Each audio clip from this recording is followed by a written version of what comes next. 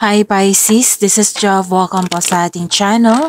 By the way Pisces, this is timeless reading. Gamitin ng reading na ito bilang gabay lamang. Kung naka-resonate kayo, comment down. Tandaan Pisces, ito ay general reading. Kunin nyo lang po kung ano naka-resonate sa iyo. This is for you Pisces.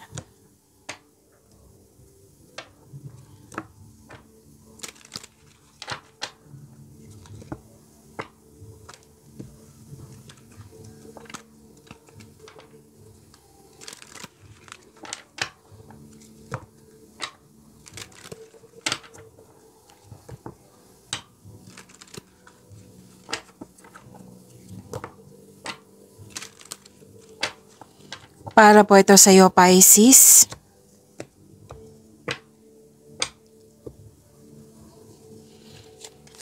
Maraming salamat po sa inyong patuloy na suporta, sa mga nag-donate, sa mga hindi nag-skip ng ads, maraming salamat po. Sa mga hindi pa nag-subscribe, subscribe na po kayo at click bell notification para malaman nyo na may bago tayong video. Para sa mga gusto magpa-reading, comment po kayo ng personal reading. Again, comment kayo ng personal reading and check my reply sa comment section.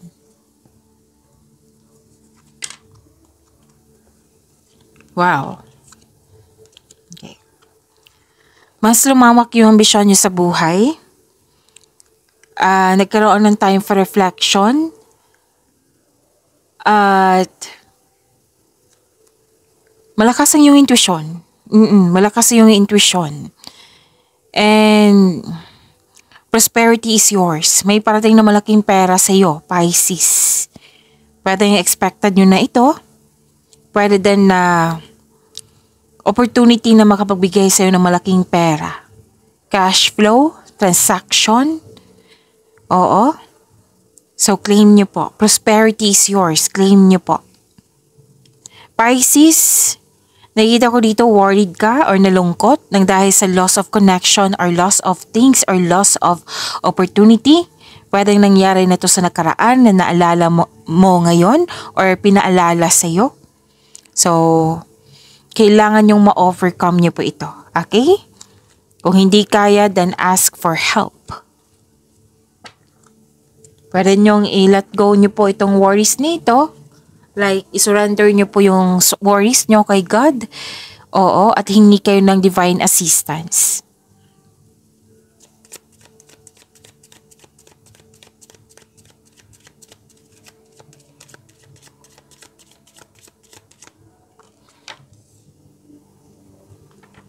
This is about your energy, Pisces. Kung may narinig kayo sa background ko ha, maingay po yung kapitbahay namin ngayon. So mag-focus kayo sa mensahe para may makuha kayong gabay, okay?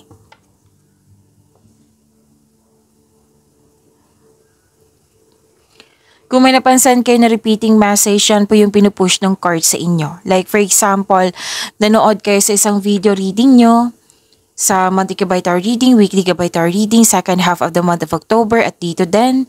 At may napansin kayo na repeating message. Yan po yung pinupush ng card sa inyo na kailangan yung bigyan ng atensyon, solusyon at aksyon kung maaari po. So ano yung energy ni Pisces?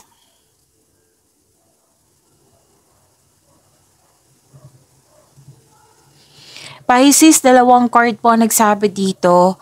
This is new beginning, bagong simula. This is freedom, new journey, care is needed. May potential siya na magiging successful. So, kailangan nyo pong bigyan ng aksyon. Take a leap of faith and trust the support of the universe. Please know that you are divinely guided. Huwag kang matakot, instead i-acknowledge mo mga lessons na na-encounter mo. This will lead you to new opportunities po. You're part of your personal and spiritual evolution. This is a leap of faith, hindi ka takot sa obstacles. You know, nasa right path ka. Kumbaga, bahala na si Batman, basta go ako. So the advice is, mag-ingat sa padalos-dalos na pagpasya. Kailangan ng gumawa ng konkretong plano at makinig kayo sa inyong intuition. Ang ilan sa inyo dito, Pisces, takot ma-in love ulit. So, sabi ng card nyo po, na kailangan nyong bigyan ng pagkakataon yung sarili nyo. You deserve to be loved. Deserve mong mahalin, Pisces. Mukhang may tampuhan kayo sa isang tao. Ang sabi ng card dito, leave the past behind. It's never too late to begin again. Mag-uusap at magpatawad.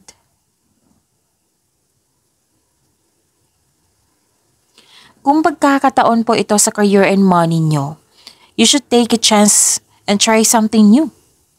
Try to step out from your comfort zone. If you're serious about your growth, then you have to step out from your comfort zone. Kasi nakita ko dito yung potential na magkakaroon siya ng financial growth. Magagawa mo yan, Pisces.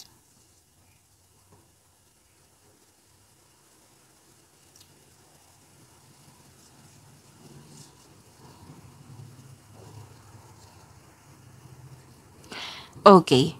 Nagkaroon ng determination po. Clarity, maraming ideas, nagkaroon ng determination, meron kang new ideas na agad mong binigyan ng aksyon para magkaroon ng maagang resulta. May magaganap din na importanteng pag-uusap or confrontation sa isang tao.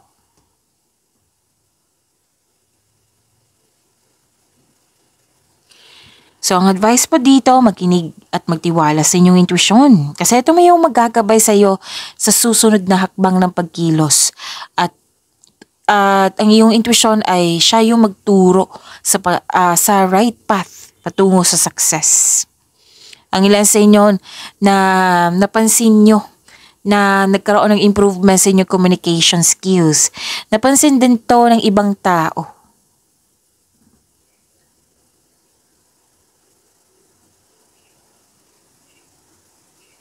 Sa mga single dyan dalawang card ni mismo nagsabi dito. May alinlangan po na mag-invest sa bagong relasyon. Nagkaroon ng alinlangan. So sinabi ng card nyo dito, wag po daw kayo mag-alinlangan. Kaya nga may sinabi ang card nyo kanina pa, diba, na deserve nyong mahalin din.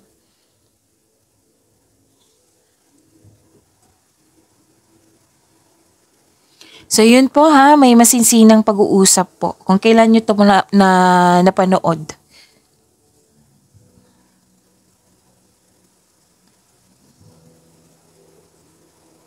Nagkaroon ng bagong insights and clarity kung paano pa improve yung connection nyo, yung relationship nyo, yung sarili nyo, personal life, pwede din sa career and money to. O improvements sa inyong kaperahan or sa mga proyekto nyo. So, may go signal po dito para sa mga may balak mag-level up sa trabaho or magsimula ng negosyo. May go signal po dito.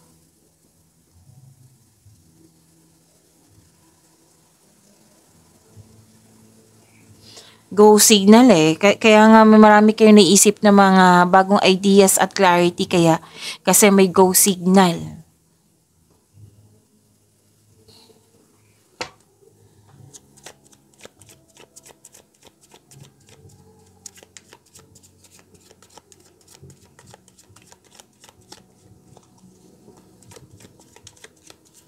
Career and money po. Career and money.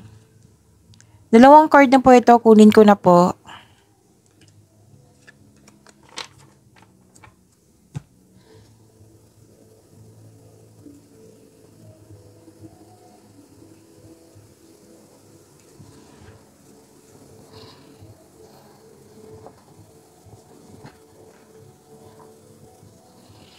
Prepare yourself sa career and money nyo kasi mukhang may tutol sa iyo.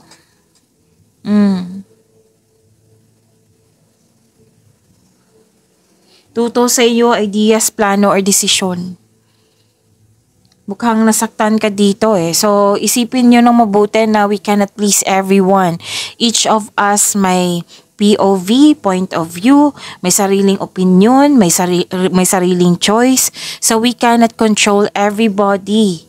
We cannot please everyone. So, kailangan natin intindihin na hindi natin sila control. May sarili silang opinion. Oo. Maybe, ugali nila yan, di ba? So, siguraduhin mo yung inner peace mo. Oo. Kumbaga, kailangan ng pag-unawa na meron talagang tao na hindi naayon sa atin. Like, for example, wala pa tayong ginagawa, di ba? May tao talagang ayaw sa atin. Kasi choice nila. O kahit wala ka pang ginagawa dyan or binitawang salita, may choice kasi sila eh.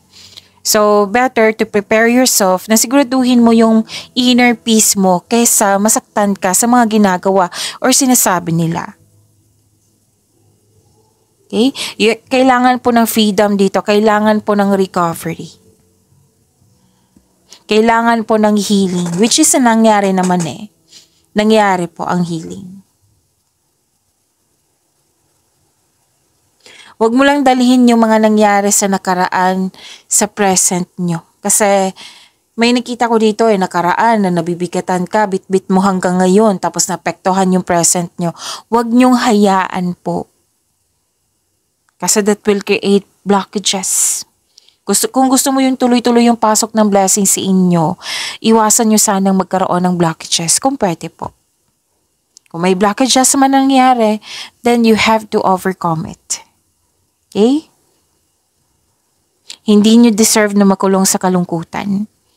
Lumabas dito lumabas din dito. Pero I believe these two cards, sinabi kasi dito yung healing.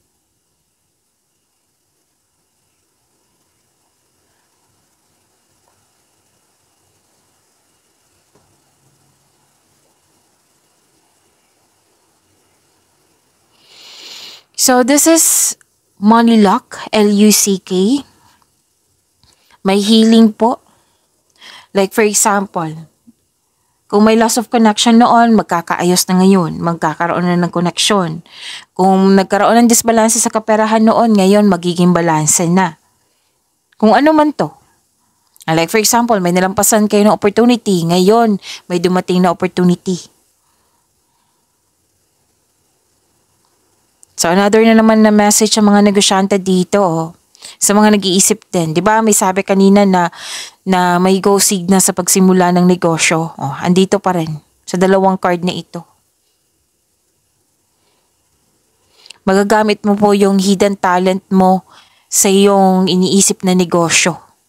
You have a hidden talent that you can put to good use. Maaari din makatanggap ka ng awards, fame, rewards, compliment, opportunities po, at may unexpected help.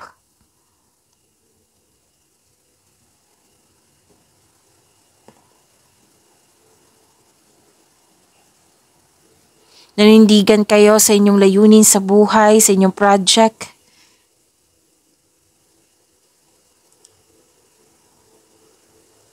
May dumating na opportunity na magiging productive kayo. So may nakita kong away dito argument. So prepare yourself. Basta mas piliin nyo pong yung ikakabuti mo at sa kapwa mo. At be careful po kayo sa mga ginagawa at pinipiling desisyon. Nakikita ko naman dito na may sumisimbolo ito ng katapangan at confidence po.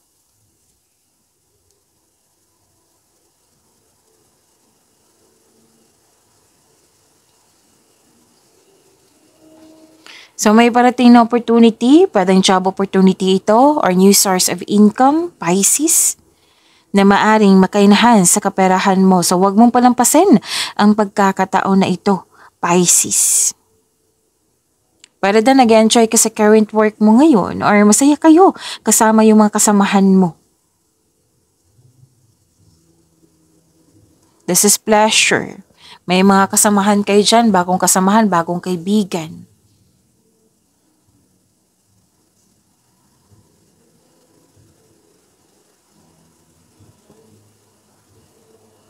May positive outcome. Yes, may positive outcome. Success, exciting opportunities, magkakaroon ng financial growth, makaka-receive ka ng acknowledgement. So this is a second card na nagsabi dito na may recognition. Makaka-receive ka ng acknowledgement that you deserve. May mga batang kang customer, kliyente, na nagbibigay sa'yo ng saya. Naging business partner mo yung family member, maaari din tinutulungan ka ng family mo sa iyong mga ginagawa dyan at nagdudulot ito ng happiness sa iyong buhay. So enjoy your success. Success lies ahead if you keep the path. This is satisfaction, this is positivity, optimism. You have strength.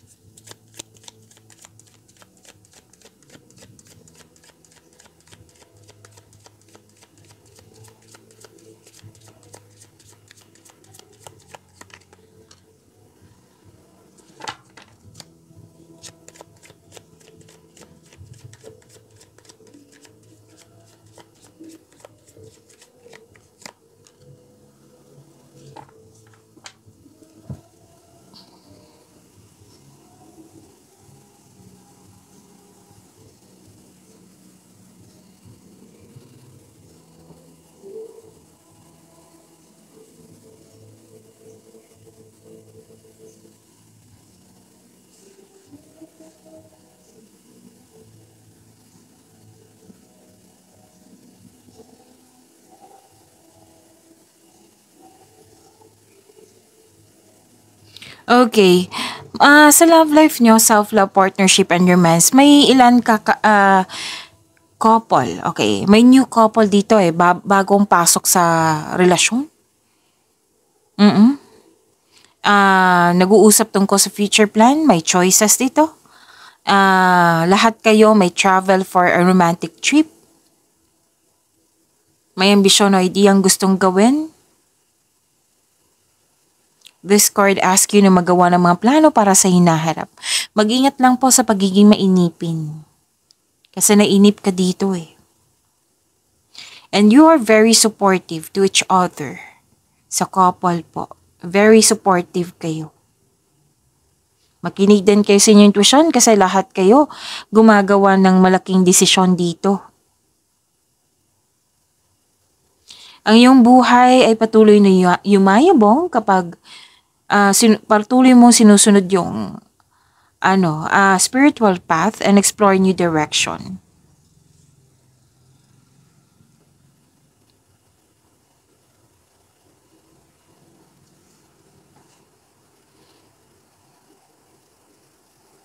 So, accept your mistakes as well sa person na ito kasi mukhang may tampuhan dito eh. So, you can successfully let the past go. Oh, Pisces. Lahat kayo ha, single ka man may relasyon sa buhay mag-asawa. Maaring may magpakita o may balak pa po ito na bumalik yung past love mo. Pwedeng ikaw to, pwedeng siya. Para humingi ng tawad sa'yo at mag-put ng closure. So seek forgiveness in order to move forward. Kung pwede po. Pwede mo naman siya matanggap eh. Na kahit hindi mo siya kausap. Basta lang po may pagtanggap sa mga nangyari na. Magkakaroon din ng self-assessment. Magkakaroon ng ending with new beginning. Surrender, accept, release, and forgive.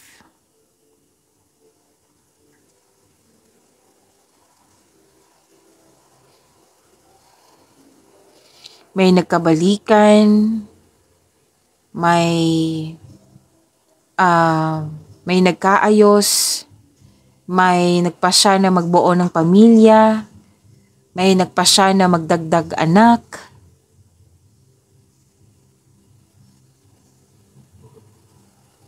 Nakikita ko rin dito na nagkaroon po ng sa mga single, may parating sa inyo na bagong tao. Pwedeng bata pa to sa iyo or youthful pa ang attitude nito.